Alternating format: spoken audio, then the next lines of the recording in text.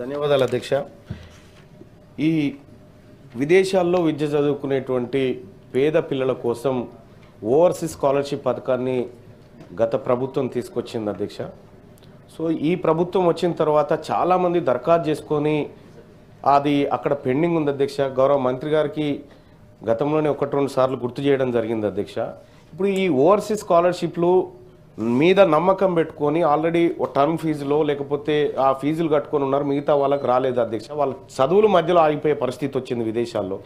So మరి అటువంటి పరిస్థితుల్లో దాన్ని తొందరగా ఆ ఓవర్సీస్ స్కాలర్షిప్లు మంజూరు చేస్తే, ఇప్పటికే పెండింగ్ ఉన్నాయి అధ్యక్ష, ఏడాది నుంచి పెండింగ్ ఉన్నాయి. మరి వీటిని నమ్ముకున్నటువంటి కొంతమంది తల్లిదండ్రులు నా దగ్గరకు వచ్చి కన్నీళ్ళు పెట్టుకున్నారు అధ్యక్ష.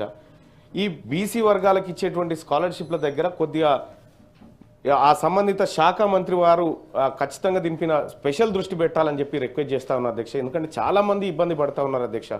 సో అదొకటైతేగా నేను వస్తూ ఉంటే ఒక ఆటో డ్రైవర్ ఇట్లా నమస్తే మల్లన్న అన్నాడు. ఏం సంగతి అంటే 12,000 ఇస్తానన్నా మాకనంటే ఇస్తాం పక్క వచ్చినాక చెప్తా అని చెప్పిన అధ్యక్ష.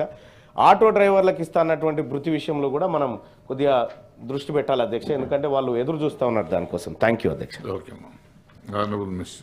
లేటెస్ట్ న్యూస్ తెలుగు మరియు ఇంగ్లీష్ అప్డేట్స్ కోసం ఇప్పుడే క్యూన్యూస్ అఫీషియల్ యాప్ ని ప్లే స్టోర్ నుండి డౌన్లోడ్ చేసుకోండి. సరికొత్త సమాచారాల కోసం క్యూన్యూస్ వెబ్సైట్ ని ఫాలో అవ్వండి. ఛానల్లో ప్రాంతీయ, జాతీయ, అంతర్జాతీయ వార్తలు వీక్షించండి.